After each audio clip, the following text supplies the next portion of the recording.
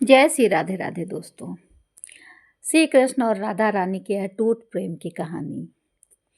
एक बार श्री कृष्ण जी सो रहे होते हैं। उनकी नींद एकदम से खुल जाती है और वो राधे राधे कहते हैं। रुक्मणी जी उनके पास ही बैठी थी। बड़े आश्चर्य से श्री कृष्ण से पूछती हैं, प्रभु प्रेम तो मैं भी आपसे करती हूँ, लेकिन आपके मुख पर हमेशा राधा रानी का नाम क्यों होता है? श्री कृष्ण कहते हैं, रुक्मणी क्या तुम कभी राधा रानी से मिली हो? तो वो कहती हैं नहीं।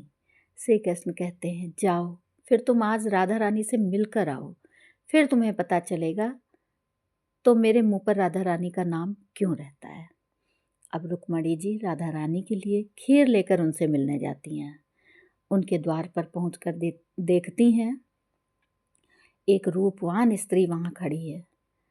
तो वो उनसे पूछती है कि क्या आप राधा रानी हैं? तो वो कहती है नहीं, मैं तो उनकी दासी हूँ। राधा रानी आपको 7 द्वार पार करने के बाद मिलेंगी। अब रुक्मणी जी 7 द्वार पार करने के बाद राधा रानी से मिलती हैं। उनके मुख पर एक सूर्य के समान तेज था और उनका रूप बहुत ही तेजस्वी था। रुक्मणी जी राधा रानी से कहती हैं कि मुझे श्री कृष्ण ने भेजा है और उनके चरणों में प्रणाम करती हैं और उन्हें खीर खाने को देती हैं। राधा रानी ये सोचकर कि मेरे कान्हा ने मेरे लिए खीर भेजी है और एक ही घूंट में पी जाती हैं। रुक्मणी जी प्रणाम करके वापस आ जाती हैं। आकर क्या देखती हैं कि श्री कृष्ण के चरणों में बहुत से छाले पड़े हुए हैं।